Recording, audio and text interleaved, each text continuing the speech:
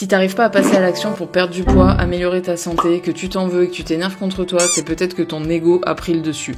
Dans cette vidéo, je t'explique ce qu'est l'ego et je te donne une astuce pour le débloquer. On relie souvent l'ego au fait d'être sûr de soi, de se la péter, mais ces comportements ne sont qu'une facette de notre ego. En réalité, l'ego, il correspond à une partie de notre cerveau qui a été façonnée pendant notre petite enfance. En gros, l'ego, c'est comme un ordinateur sur lequel on a installé des programmes. Je te donne des exemples concrets. Si tes parents n'étaient pas sportifs et t'ont pas inscrit au sport, tu as un programme pas de sport enregistré. Si on t'a demandé de t'occuper des autres et qu'on t'a fait culpabiliser à chaque fois que tu voulais prendre soin de toi, tu as un programme sacrifice. Si on t'a maltraité quand t'étais enfant, t'as un programme auto-maltraitance installé, t'as compris. En bref, toutes ces habitudes, qu'elles soient bonnes ou mauvaises, sont gravées dans ta tête. Tous ces comportements, ils sont stockés dans la partie inconsciente de ton cerveau, ça veut dire que tu n'en as pas conscience. Tu peux t'en rendre compte, mais c'est difficile de reprendre le dessus sur l'ego et de changer les choses. Donc si t'aimerais te mettre au sport ou à la méditation, manger mieux, etc., mais que t'as du mal à passer à l'action, c'est pas ta faute, c'est de la faute de ton ego. Mais je te vois venir, c'est pas la peine non plus de lui en vouloir parce que l'ego, il est bête et discipliné, en fait il reproduit juste les programmes qu'on lui a installés. Et si le programme prendre soin de son corps n'est pas installé, bah ça sert à rien de lui en vouloir. Il faut juste lui installer le bon programme. Perso, c'est parce que j'ai fait un travail de fond sur mon ego avec des exercices concrets que j'ai réussi